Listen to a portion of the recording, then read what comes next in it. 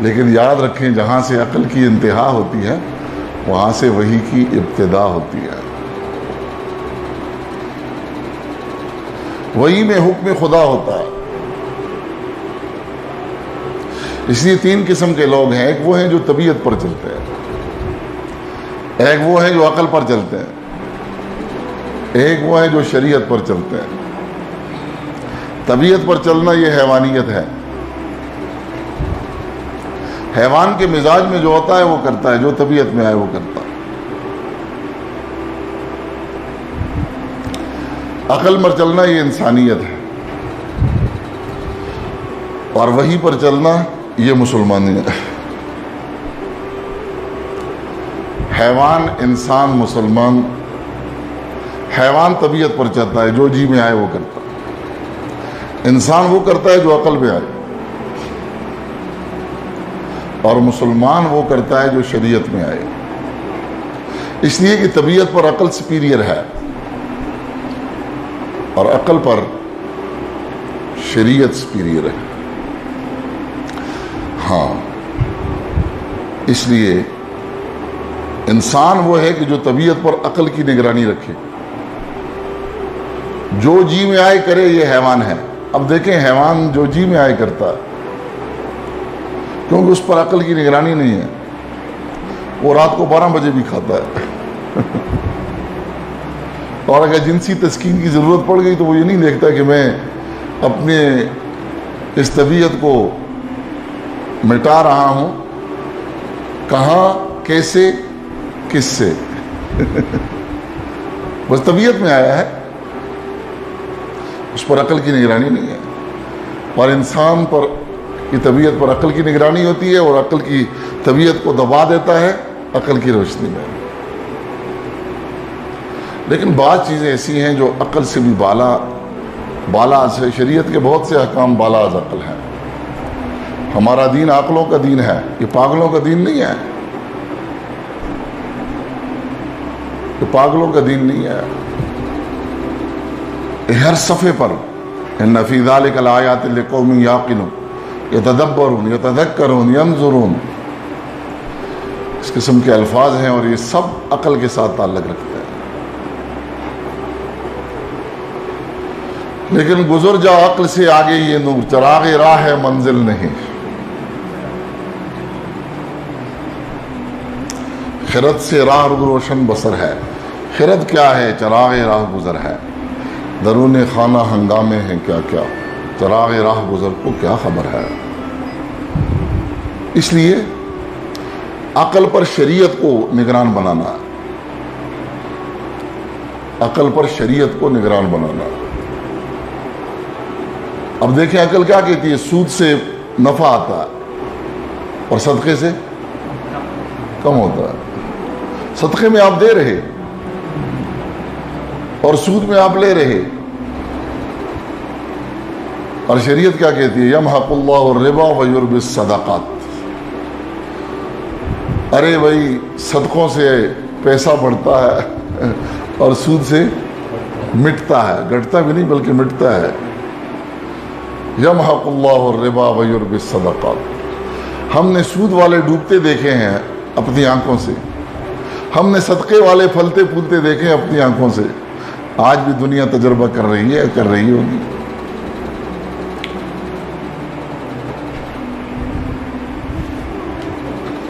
اس لیے حیوان وہ ہے جو طبیعت میں آئے کرتا ہے, انسان وہ ہے جو عقل میں آئے کرتا ہے, مسلمان وہ ہے جو شریعت میں آئے کرتا ہے. آدم علیہ السلام اور شیطان کے درمیان جو مقابلہ تھا وہ عقل اور وحی ہی کا تو تھا. وحی میں حکم تھا سجدہ کرو, اور شیطان نے اس کی تعویلیں اور توجیہ کرنی شروع کر دی کہ یہ سجدے کی تو کیا بنتی ہے. میں سپیریئر ہوں, یہ انفیریئر ہے. کبھی سپیریئر بھی انفیریئر کے سامنے جھکے. خلقتنی من نار وخلقتہ من طین. میں آگ سے بنایا گیا, وہ مٹی سے بنایا گیا. تو عقل میں یہ بات نہیں آتی کہ اعلیٰ ادنا کے سامنے جھکے. اور آدم علیہ السلام نے یہ فرشتوں نے خدائی حکم شریعت، ہاں اس کو دیکھا، شیطان نے اس کو دیکھا. اس لیے جب شریعت کے مقابلے میں عقل کو دوڑاؤ گے نا، پٹلی سے اتر جاؤ گے. شریعت سے ہٹ کر عقل کو دوڑاؤ، کیونکہ عقل کی رسائی وہاں نہیں ہے جہاں شریعت کی رسائی ہے. اس لیے بہت سے یہ سمجھتے ہیں کہ یہ شریعت خلاف عقل ہے. خلاف عقل شریعت میں کوئی چیز نہیں ہے، بالا از عقل ہے. بالا از عقل اور خلاف عقل میں بہت فرق ہوتا ہے. شریعت کے بہت سے احکام کیا ہیں؟ بالا از عقل ہیں. خلاف عقل کوئی نہیں ہے، کیونکہ ہماری شریعت عقلوں کی شریعت ہے، پاگلوں کی نہیں ہے.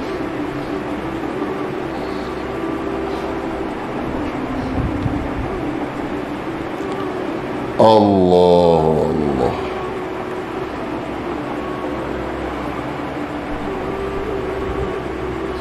تو بالا از عقل اور خلاف عقل میں فرق کیا ہے؟ جو چیز اصول متعارفہ کے خلاف ہو اس کو خلاف عقل کہتے ہیں. لیکن چیز اصول متعارفہ کے خلاف تو نہیں ہے لیکن عقل میں نہیں آ رہی ہے، وہ بالا از عقل ہوتی ہے. مثلا آج سے 200 سال پہلے ایک سائنسدان نے یہ تھیوری پیش کی تھی کہ آپ ان فضا کے اندر ریڈیشنز کو قابو کر لیں تو آپ اپنی آواز اور اپنی تصویر کو ہزاروں میل دور بھیج سکتے ہیں. یہ بات خلاف عقل نہیں تھی، لیکن کیا تھی؟ آج سے 200 سال پہلے کی میں بات کرتا ہوں. یہ خلاف عقل نہیں تھی لیکن بالا از عقل تھی. تو عوام کیا، بہت سے سائنسدانوں نے بھی اس کو خلاف عقل کہہ کر رد کر دیا. کیسے ممکن ہے کہ آدمی اوکی میں بیٹھا ہو اور تصویر اس کی کہاں نظر آ رہی ہے، بات کہاں سنی جا رہی ہے؟ جمعہ کا بیان مجھے کل اس نے بتایا، کوئی امریکہ سے کچھ کے آدمی نے وہ لکھے ہوئے تھے اس پر کمنٹس. اب میں مسجد میں، تھانے کی مسجد میں بیان کر رہا اور وہ وہاں بیٹھے سن رہے. اب یہ بات آج سے 200 سال پہلے سمجھ میں نہیں آتی، لیکن ایک سائنسدان نے جب یہ نظریہ پیش کیا تو بہت سے سائنسدانوں نے بھی اس کو خلاف عقل کہہ کر رد کر دیا تھا. لیکن جو زمانہ گزرتا گیا، عقل ترقی کرتی گئی، چیزیں قابو میں آتی گئی، آنکھوں سے دیکھنا شروع کر دی، تو اب یہ بالا از عقل نہیں رہی. یہ فرق ہوتا ہے. خلاف عقل اور بالا از 2 اور 2 6 ہوتے ہیں. یہ خلاف عقل ہے، یونیورسل ٹروتھ کے خلاف ہے. کوئی آدمی یہ کہے تو یہ خلاف عقل ہے، ہم نہیں مانتے. جو مسلمہ حقیقتیں ہیں اس سے ہٹ کر کوئی بات کرے گا وہ خلاف عقل ہے. لیکن شریعت میں بہت سے احکام ایسے ہیں جو خلاف عقل نہیں ہیں لیکن کیا ہے؟ بالا از عقل ہے. بالا از عقل ہے. تو ہر بالا از عقل کو خلاف عقل کہہ کر رد کر دینا یہ بذات خود بھی عقلی ہے. تو دیکھیں اب عقل کیا کہتی ہے کہ آپ یہ جانور ذبح کرتے ہیں تو اس سے وہ مریض کو دے دیں. شریعت بھی تو ہمدردی کرتی ہے نا. تو رات اس نے مجھ سے مسئلہ پوچھا، میں نے کہا آپ یہ جانور ہی کو ذبح کریں گے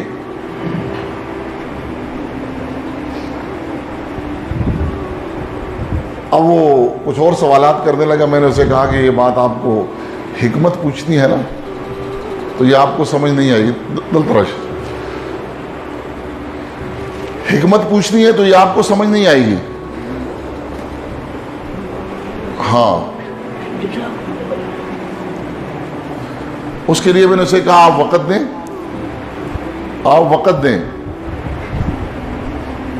اور آ جائیں، بیٹھ جائیں تو پھر سمجھ آئے گی. ویسے سمجھ نہیں آئے گی، ٹیلی فون پر آپ نہیں سمجھ سکتے اس کو.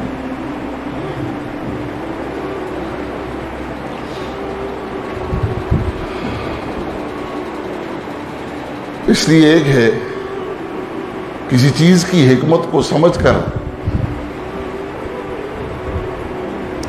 حکم کو ماننا، اور ایک ہے حکم کو مانتے ہوئے حکمت کا سمجھنا. اس میں فرق ہے. جس کی زندگی کی بنیاد عقل پر ہوتی ہے وہ پہلے حکمت کو سمجھ کر پھر حکم کو مانتا. حکمت سمجھ میں نہیں ہے حکم کو نہیں مانتا.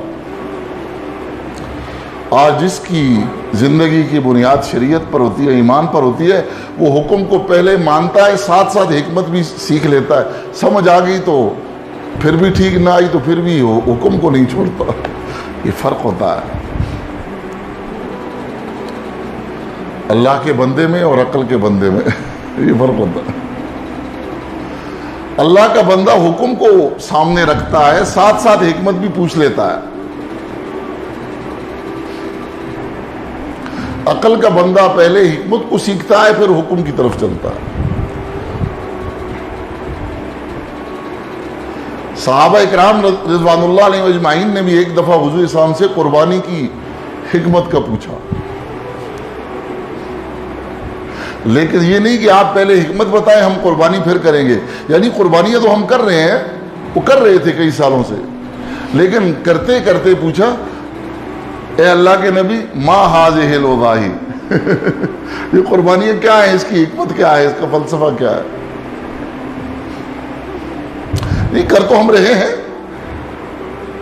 یہ نہیں کہ پہلے بتاؤ اس کے بعد ہم کریں گے.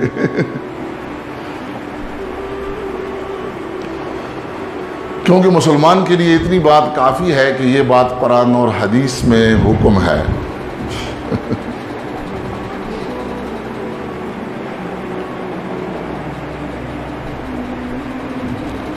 اتنی بات کافی ہے اس حکم کو عمل میں آنے کے لیے. بس اللہ کا حکم ہے, یہ بات کافی ہے اس کے لیے. تو پوچھا ما ہذہ الوضاحی, اللہ کے نبی یہ قربانیاں کیا ہیں؟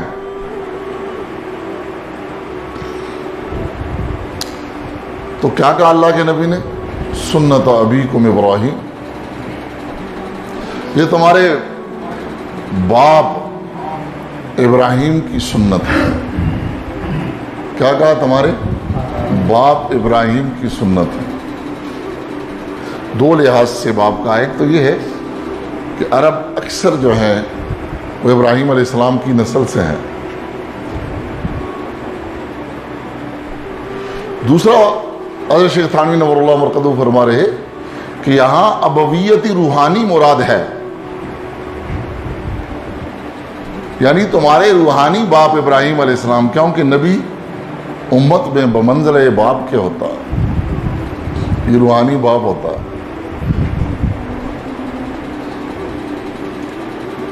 اب رب, اب بھی اسے کہتے ہیں جو پرورش کرتا ہے, رب بھی اسے کہتے ہیں جو پرورش کرتا ہے.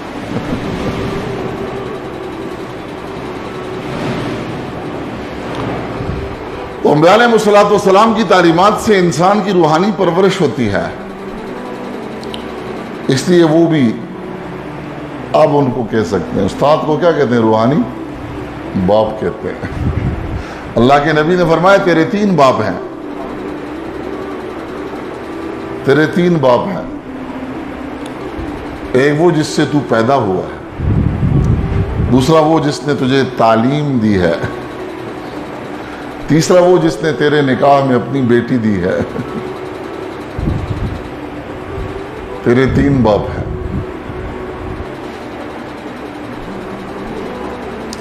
یہ ابویت روحانی ہے, ایک ابویت جسمانی ہے. تو انبیاء علیہ الصلوۃ والسلام بمنزلہ باپ کے ہوتے ہیں امت کے اندر. تو اس لیے فرمائے سنت ابیکم ابراہیم, تمہارے باپ ابراہیم علیہ السلام کی سنت ہے, یہ ان کا طریقہ ہے. اور ابراہیم علیہ السلام کا طریقہ اللہ پاک نے پوری دنیا کے لیے بہترین نمونہ بنایا. ان کی وہ ذات ہے جن کی ذات پر اتفاق ہے یہود کو بھی, نصارہ کو بھی, مشرکین مکہ کو بھی, مسلمانوں کو تو ہے ہی ہے. یہود کہتے تھے کہ ابراہیم ہمارے ہیں, نصارہ کہتے تھے ابراہیم ہمارے ہیں, مشرکین کہتے تھے ہمارے ہیں, مسلمان کہتے ہیں کہ ہمارے ہیں. قرآن پاک نے ان کی تردید کر دی کہ تمہارے نہیں ہے. ما کان ابراہیم یہودیوں ولا نصرانیوں ولکن کان حنیفا مسلما. وہ تو حنیف تھے. حنیف کہتے ہیں جو سب سے کٹ کر ایک کا ہو گیا. ایک ہے سب کا ہونا اور ایک ہے رب کا ہونا. وہ سب کا نہیں تھا, وہ رب کا تھا.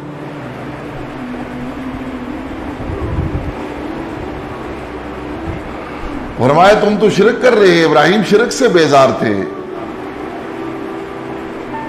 اور ان کے صحیح وارث مسلمان ہیں. ولیکن کان حنیف مسلمہ, ان کے ساتھ صحیح تعلق جو ہے مسلمانوں کا ہے, کیونکہ وہ بھی توحید اور یہ بھی توحید. تو اس لیے ابراہیم علیہ السلام کی سنت ہے. فرمایا ہمارے لیے اس میں کیا ہے؟ فرمایا بکل شعرۃ حسن, ہر بال کے بدلے میں تمہیں ایک نیکی ملے گی. تو آج کل یہ ایک عام چیز ہے, خاص کر کے وہ لوگ جو منکرین حدیث ہیں, جو حدیث کا انکار کرتے ہیں, وہ قربانی کے قائل نہیں ہیں,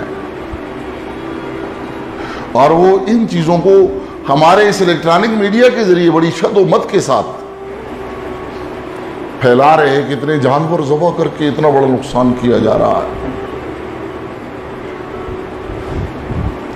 اس کے بجائے یہ پیسے اکٹھے کر کے اگر غریبوں کو دے دیے جائیں, بظاہر یہ کتنی خوشنما بات نظر آتی ہے. عقل کو لگتی ہے کہ نہیں لگتی؟ لگتی ہے عقل. ایسے ہی عقل کو لگتی ہے جیسے عقل کیا کہتی ہے؟ سود میں نفع ہے, صدقے میں نقصان. اور شریعت کیا کہتی ہے؟ سود میں نقصان ہے, صدقے میں نفع ہے.